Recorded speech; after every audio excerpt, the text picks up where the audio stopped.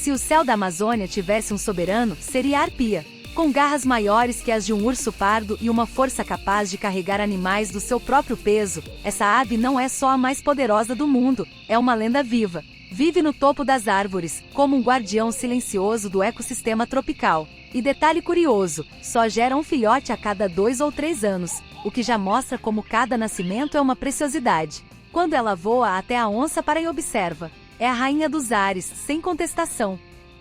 Mas o céu da floresta não é silencioso. Os bugios, conhecidos por seu canto gutural, que ecoa por quilômetros, formam verdadeiras sinfonias selvagens entre os galhos. Vivem em grupos familiares organizados com uma hierarquia que deixa muito condomínio por aí no chinelo. Se comunicam constantemente avisando sobre predadores, disputas de território ou simplesmente dizendo, "Tô aqui, hein?" É uma estrutura social complexa com regras e rituais. E para quem acha que animais não têm cultura, talvez esteja na hora de rever esse conceito. Essas relações mostram que a floresta respira em múltiplas camadas, do solo úmido aos céus carregados de cantos. E enquanto as arpias vigiam de cima e os bugios mantêm a ordem entre as árvores, há outros personagens que brilham pela cor, inteligência e uma função crucial para a renovação da vida. Eles não rugem nem voam em silêncio, mas estão sempre com o bico cheio de histórias e sementes. Tucanos, coloridos e inteligentes.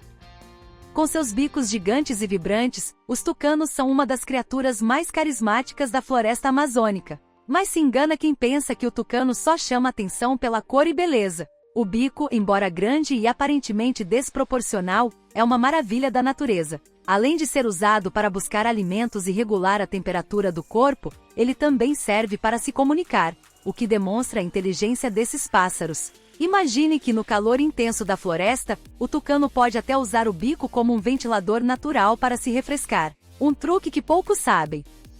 Além de sua adaptabilidade, o tucano também é um dispersor de sementes. Seu papel ecológico vai muito além da aparência. Ao consumir frutas, ele espalha sementes por uma grande área, contribuindo para o crescimento e a regeneração da flora local. Esse processo é crucial para a manutenção da biodiversidade da Amazônia.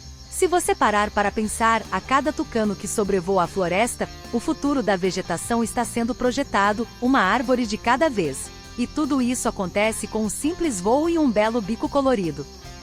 Essa relação entre o tucano e a vegetação é um exemplo claro de como a fauna e a flora amazônicas estão entrelaçadas. Cada espécie ali tem um papel único que vai muito além de sua beleza ou comportamento.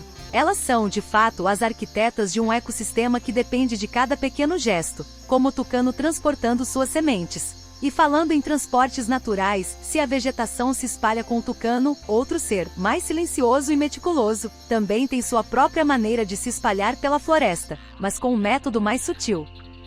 Cacaueiro e valor cultural.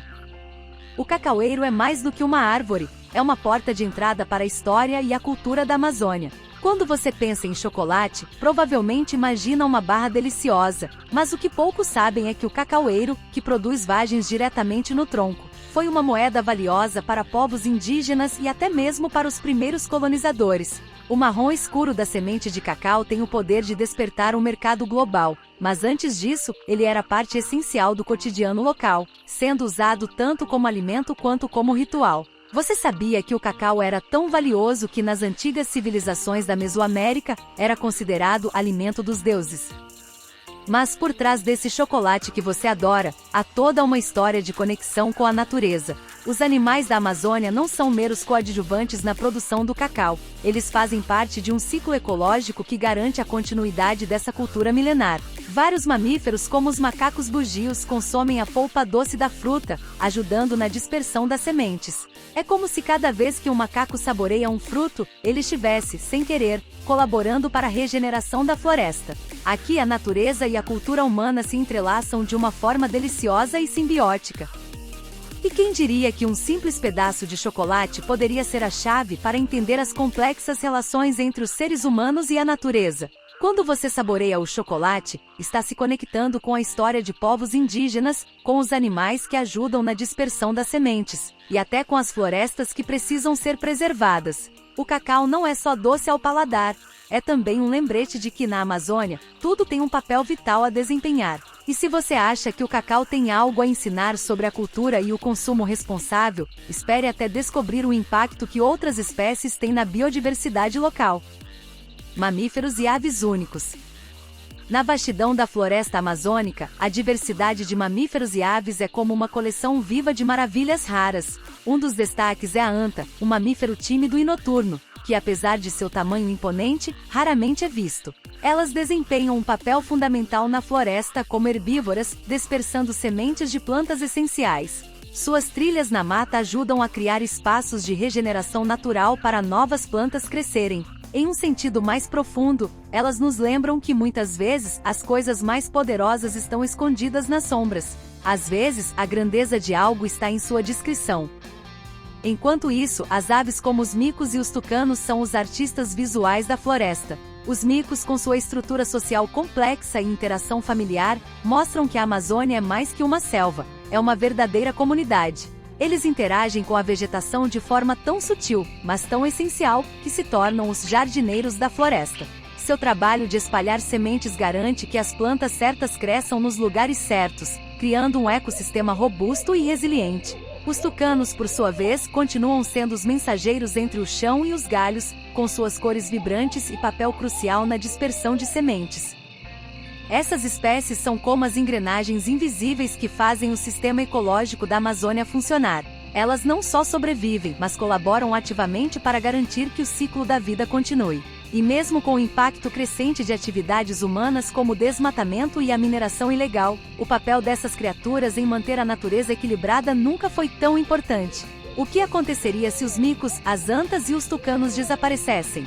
Podemos apenas imaginar o quanto a floresta se tornaria diferente e talvez menos vibrante. Agora, será que podemos aprender com a forma como esses animais se adaptam e preservam o ambiente, enquanto outros, como as cobras e répteis, têm seus próprios segredos para garantir a sobrevivência? Adaptações em répteis e anfíbios. A Amazônia é um território de segredos, onde até os répteis e anfíbios mostram adaptações únicas para sobreviver. Imagine uma iguana que toma sol durante horas para regular sua temperatura corporal. Sem essa adaptação, ela não poderia sobreviver nesse ambiente tropical, onde o calor é intenso e as sombras raras. Esses répteis são verdadeiros mestres em aproveitar os recursos ao redor para garantir que seus corpos funcionem da maneira mais eficiente possível. Ao observar esse comportamento, é possível aprender a importância de gerenciar nossa energia e saber quando e como se recarregar para enfrentar desafios. Outro exemplo fascinante é a víbora de pestana, com sua habilidade de se camuflar com perfeição no ambiente. Sua capacidade de se esconder de predadores e presas faz dela uma das caçadoras mais eficazes da floresta. Essa adaptação não é apenas um truque visual, é uma estratégia de sobrevivência. E a rã venenosa, com sua coloração vibrante, ensina outro aspecto importante, a advertência. Ela avisa aos predadores com suas cores que não vale a pena tentar, pois seus venenos são letais. Essas lições de adaptação são fundamentais para qualquer um que queira aprender a navegar pelas dificuldades da vida, seja com cautela, ou com a habilidade de se esconder à vista. Esses répteis e anfíbios não estão apenas sobrevivendo na Amazônia, eles estão prosperando, cada um de uma maneira que se encaixa perfeitamente no seu ambiente. Seus corpos, comportamentos e até suas estratégias de camuflagem ou alerta têm muito a nos ensinar sobre resiliência e flexibilidade. E enquanto essas criaturas dominam o chão da floresta, há outros seres que também estão fazendo sua parte. Mas em um cenário completamente diferente, onde a água, a respiração e o tamanho são os grandes protagonistas. A adaptação não conhece limites, e a Amazônia está cheia de exemplos disso.